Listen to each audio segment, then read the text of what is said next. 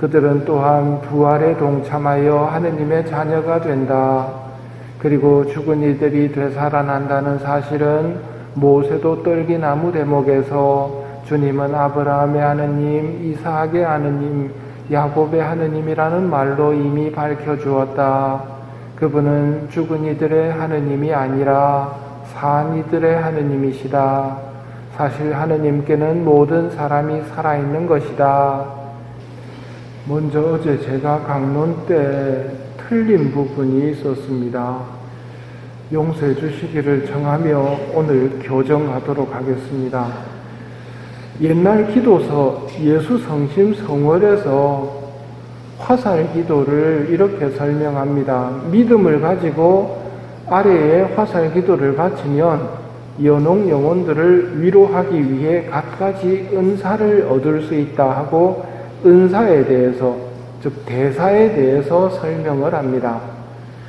십자성호를 한번 그으면 50일 은사, 50일 대사, 십자성호를 성수 찍어서 한번 그으면 100일 대사였습니다. 예수님의 이름을 한번 부르면 300일 대사입니다.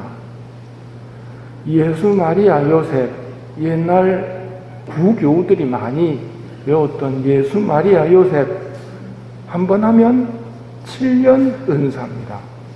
거양 성체 때 토마 사도가 했던 나의 주님, 나의 하느님, 성체를 바라보시면서 나의 주님, 나의 하느님 하면 7년 은사, 삼종기도 한번 하면 10년 은사입니다. 근데 요즘은 이렇게 표현하지 않고 모두 다 한대사라고 표현합니다. 전대사가 아니고 한대사다. 그래서 성호경 한 번만 정성껏 그어도 한대사이고 성수를 찍어서 그으면 더 많은 은혜를 받을 수 있습니다 하고 표현을 합니다. 결론적으로 원이만 있다면 후세를 위하여 대단한 재산을 모을 수 있다. 이건 확실한 말입니다.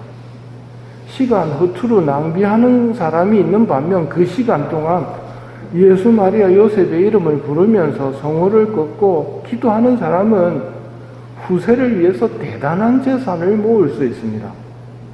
지금 행색이 문제가 아니고 영원한 세상에서의 모습은 완전 달라져 있다는 말입니다. 오늘 독서에서 안티오코스 임금이 이제 죽음을 앞두고 말합니다. 내가 예루살렘에 끼친 불행이 이제 생각나네.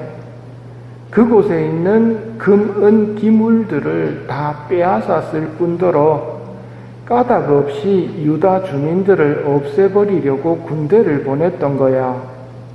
그 때문에 나에게 불행이 닥쳤음을 깨달았네. 안티오코스 임금이 황금을 쫓아서 땅을 많이 차지하기 위해서 권력을 위해서 평생을 살다가 이제 죽음이 느껴지자 자기가 했던 악행들이 떠오르는 겁니다. 성전 약탈에 대한 후회가 밀려옵니다. 이 누가 가르쳐줘서 오는 게 아니라 본능적으로 성전 약탈에 대한 후회가 밀려옵니다. 우리도 언젠가 죽음의 순간을 맞을 때 살아서 지은 죄에 대한 후회가 몰려올 때를 대비해서 이 순간을 준비해 놔야 됩니다.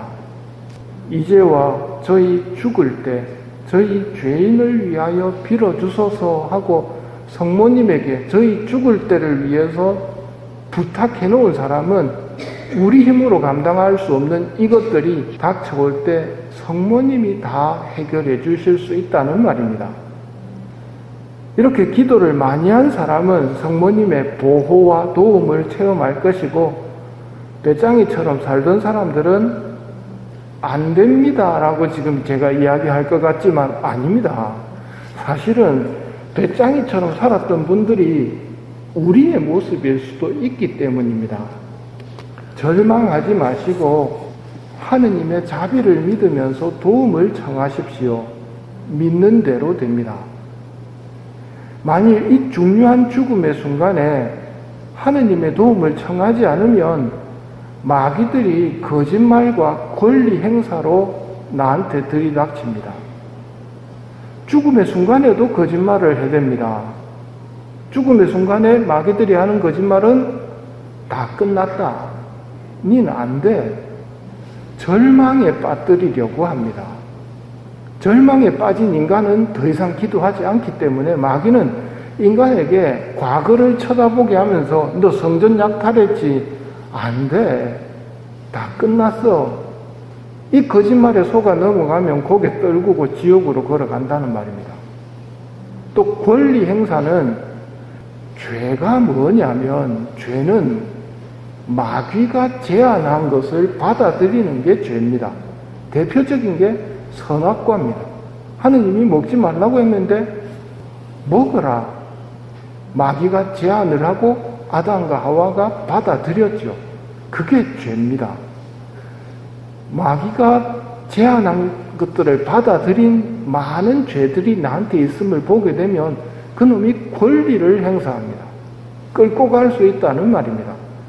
그렇기 때문에 이 순간에 예수님과 성모님, 성요셉의 도움을 청하셔야 됩니다. 천사의 도움을 청하셔야 됩니다. 우리 힘으로는 감당 안 되는 시간이거든요.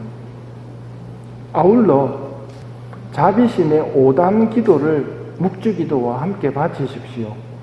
임종이 왔다 싶으면 예전에는 묵주기도를 시작했습니다. 파우스티나 수녀님을 통해서 자비의 5단 기도를 가르쳐 주셨으니 자비의 5단 기도와 묵주기도를 병행하십시오. 그러면 하느님의 자비를 입을 것입니다. 파우스티나 수녀님이 성부의 말씀을 듣습니다. 성부께서 하느님의 자비를 비는 5단 기도를 바치는 영혼들이 임종할 때 나는 그 영혼들이 마치 나 자신의 영광인 양 보호한다. 또한 다른 사람이 임종하는 사람을 위해서 기도할 때에도 똑같은 은혜를 베푼다. 내 자비의 깊은 심연은 내 아들의 슬픈 순환 때문에 감동되어 하느님의 분노는 사그라지고 측량할 수 없는 깊은 자비가 그 영혼을 감싸게 된다. 죽음의 순간 내가 지은 수많은 죄들, 내가 게을리했던 많은 의무들이 나한테 들이닥칠 때 그걸 다 탕감할 수 있을 만큼의 힘 있는 기도가 예수님의 순환을 보시고 저희와 온 세상에 자비를 베푸소서. 당신 아드님의 슬픈 순환을 성부께 봉헌을 하면 성부께서는 감동이 되어 자비를 베푸신다고 약속하시는 겁니다.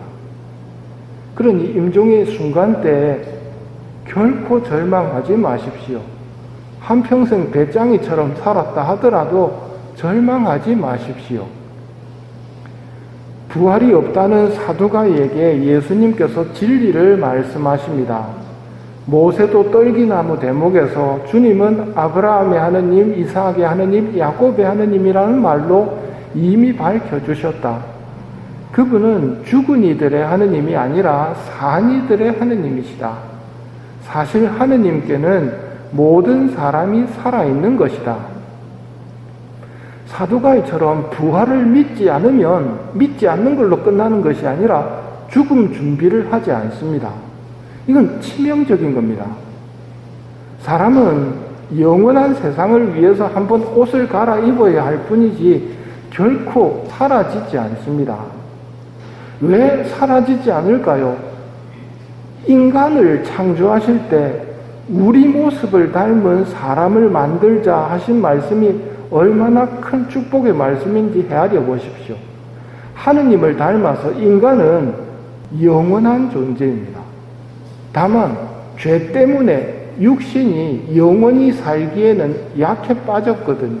그래서 영원한 옷으로 갈아입어야 할 뿐이라는 말입니다. 우리는 주님을 닮았습니다. 우리 모습을 닮은 사람을 만들자. 그게 우리란 말입니다. 그러니 영원한 세상을 준비합시다.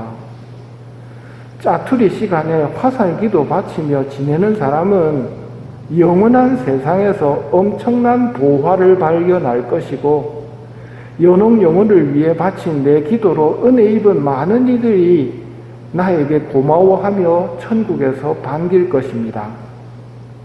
거기에서 내가 세상을 살면서 보냈던 기도와 고통들, 거기에 다 쌓여 있다는 것을 보고 기뻐할 것입니다.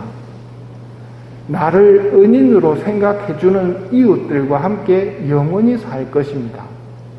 그러니 시간 낭비하지 않는 은혜를 청해 주시도록 영혼들께 부탁드리며 이 미사를 거룩한 연옥 영혼들을 위해 봉헌하도록 합시다.